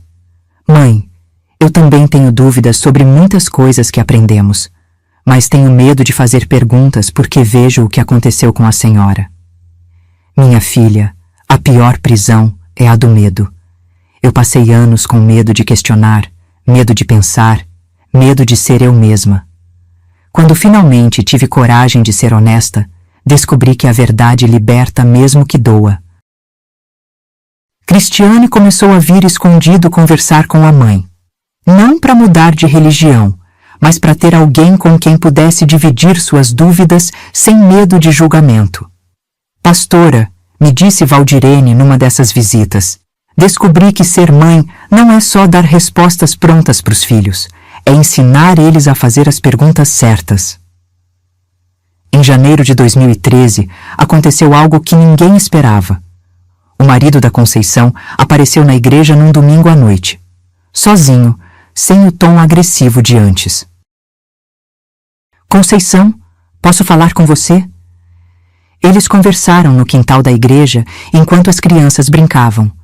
Depois de 1 hora, Conceição veio me procurar com os olhos vermelhos de choro. Pastora, ele pediu perdão. Disse que tem visto como as crianças estão bem comigo, como estão felizes. Disse que não entende minha decisão religiosa, mas quer tentar respeitar. E o que você respondeu? Disse que perdão sempre tem, mas que não vou voltar para casa. Encontrei minha identidade aqui, descobri quem eu sou de verdade, mas que ele pode ver as crianças sempre que quiser e que vamos trabalhar juntos pelo bem delas. Não foi uma reconciliação romântica, mas foi algo melhor. Foi o reconhecimento mútuo de que amor verdadeiro não é posse, é respeito. Hoje, mais de 10 anos depois, quando olho para trás, vejo que aquela experiência me ensinou lições que nenhum seminário teológico poderia ter me ensinado. Aprendi que fé verdadeira não pode ser forçada nem controlada. Aprendi que amor genuíno não vem com condições nem ameaças. Aprendi que às vezes proteger alguém significa aceitar que você vai ser visto como vilão por quem deveria entender. Valdirene hoje tem 60 anos, é coordenadora do Ministério de Acolhimento da nossa igreja e já ajudou mais de 50 pessoas que saíram de grupos religiosos rígidos. Ela nunca se casou de novo, diz que descobriu que pode ser feliz sozinha. A filha Cristiane se casou e tem 2 filhos, mas mantém contato discreto com a mãe. Conceição se tornou enfermeira, trabalha num hospital em Uberlândia. Os 3 filhos cresceram saudáveis e equilibrados. O mais velho hoje tem 25 anos e diz que admira a coragem que a mãe teve de escolher a verdade mesmo custando tão caro. Marlene se formou em enfermagem, casou com um pastor de outra cidade e hoje tem sua própria família. Pastora, me disse numa das vezes que veio me visitar, a senhora me ensinou que casamento tem que ser escolha, não obrigação. Josefa faleceu aos 67 anos, em 2017, mas morreu em paz. Nos últimos anos de vida, 2 dos netos conseguiram visitá-la escondido. Vovó, disse o mais velho, a senhora é diferente das outras pessoas da nossa religião. A senhora parece mais feliz. Nossa igreja nunca voltou ao tamanho que tinha antes, mas ganhou uma coisa mais valiosa: propósito. Nos tornamos referência na região para pessoas que precisam de apoio em crises religiosas familiares. Já acolhemos ex-membros de várias denominações rígidas, não só testemunhas de Jeová. Aprendi que Deus tem um senso de humor peculiar. Ele pegou uma pastora pacata de cidade pequena e a transformou numa defensora da liberdade religiosa, sem ela nem perceber. Nunca planejei ser controversa, nunca quis brigar com ninguém. Só quis ajudar mulheres que estavam sofrendo. Mas, se eu pudesse voltar no tempo, faria tudo de novo, porque descobri que vale mais a pena ter a consciência limpa dormindo em cama dura do que ter conforto material dormindo com remorso. A verdadeira fé não precisa de prisões para se manter viva. A verdadeira fé cresce na liberdade, floresce na honestidade, se fortalece no questionamento saudável. E se existe uma coisa que aprendi com essas mulheres corajosas, é que nunca é tarde para recomeçar quando se está no caminho certo. Que idade não é desculpa para viver mentira? Que família verdadeira é aquela que te ama pelo que você é, não pelo que eles querem que você seja? Meus queridos que acompanharam essa história até aqui, sei que foi longa, sei que foi pesada em alguns momentos. Mas precisava contar tudo, porque cada detalhe dessa jornada me ensinou algo sobre fé, coragem e amor verdadeiro. Se você está assistindo esse vídeo e está passando por uma situação parecida, seja qual for sua religião, seja qual for sua família, quero que saiba que você não está sozinho. Que existem pessoas dispostas a te ajudar, que existem lugares onde você pode ser honesto sobre suas dúvidas sem ser punido. A fé não é um clube exclusivo onde só entra quem pensa igual. A fé é uma jornada pessoal onde cada um encontra seu próprio caminho para Deus. E se alguém te disser que só existe um caminho, desconfie. Deus é muito maior que qualquer organização religiosa. Se gostaram da minha história, por favor deixem seu like e se inscrevam no canal. Mostra que essa experiência não foi compartilhada em vão. E não se esqueçam de entrar no nosso grupo do WhatsApp. O link está na descrição do vídeo. Lá mandamos todos os dias histórias reais de outras pessoas que, como essas mulheres corajosas, escolheram a liberdade em vez da prisão dourada. Me contem nos comentários de onde vocês estão assistindo e se alguma parte dessa história tocou vocês de alguma forma especial. Cada comentário aquece o coração desta pastora aposentada, que descobriu que sua verdadeira missão era muito maior do que imaginava. E lembrem-se sempre, a verdade pode doer no começo, mas liberta para sempre. A mentira pode confortar temporariamente, mas aprisiona para a vida toda. Que Deus abençoe a todos vocês, e que cada um encontre sua própria forma de amar e servir ao Senhor. Um beijo no coração de cada um, da Pastora Rosa.